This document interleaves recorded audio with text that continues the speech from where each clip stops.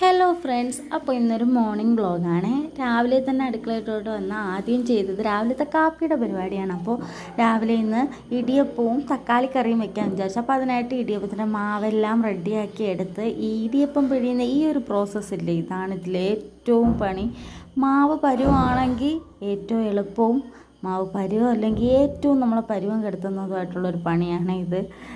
അതിനുശേഷം പിന്നെ കറിക്കുള്ള പരിപാടിയാണ്. തക്കാളി കറി വെക്കാമെന്ന് വിചാരിച്ചു. അപ്പോൾ അതിനായിട്ടുള്ള സവാളയൊക്കെ തൊലിയൊക്കെ കളഞ്ഞ് കഴുകിയെടുത്ത് ഉമ്മാരെടുത്ത് കൊടുത്ത് ഉമ്മ അരിഞ്ഞു തരും.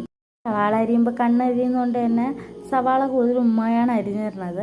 അപ്പോൾ സവാളയൊക്കെ കറിക്കുള്ളത് അരിഞ്ഞെടുത്തിട്ടുണ്ട്. അപ്പോഴത്തേക്കും കറി വയ്ക്കാനായിട്ട് ഒരു കുക്കർ അടുപ്പിൽ വെച്ച് നമ്മളിങ്ങനെ ആദ്യം കടുകും ഉലുവയൊക്കെ ഇട്ടാണ് താളിച്ചത്. ഇതിൽ കറിയുടെ വീഡിയോ ഒന്നും അങ്ങനെ ഡീറ്റെയിൽ ആയിട്ടൊന്നും എടുത്തില്ല.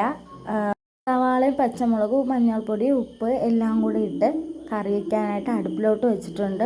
അപ്പോഴത്തേക്ക് ഇടിയപ്പമൊക്കെ റെഡിയായി അതിനെ ഒരു പാത്രത്തിലോട്ട് തട്ടി വെച്ചിട്ടുണ്ട്. അപ്പോഴത്തേക്കും കറി വേറെ അടുപ്പിൽ റെഡിയാക്കിയിട്ടുണ്ടായിരുന്നേ.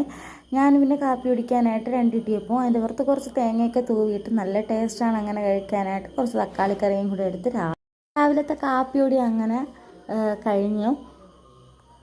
ഇനി അടുത്ത് ഉച്ചത്തെ പരിപാടിയാണ്. അപ്പോൾ ഈ വീഡിയോ ഇഷ്ടമായിട്ടുണ്ടെങ്കിൽ എല്ലാവരും ലൈക്ക് ചെയ്യാനും സബ്സ്ക്രൈബ് ചെയ്യാനും മറക്കല്ലേ കൂട്ടുകാരെ.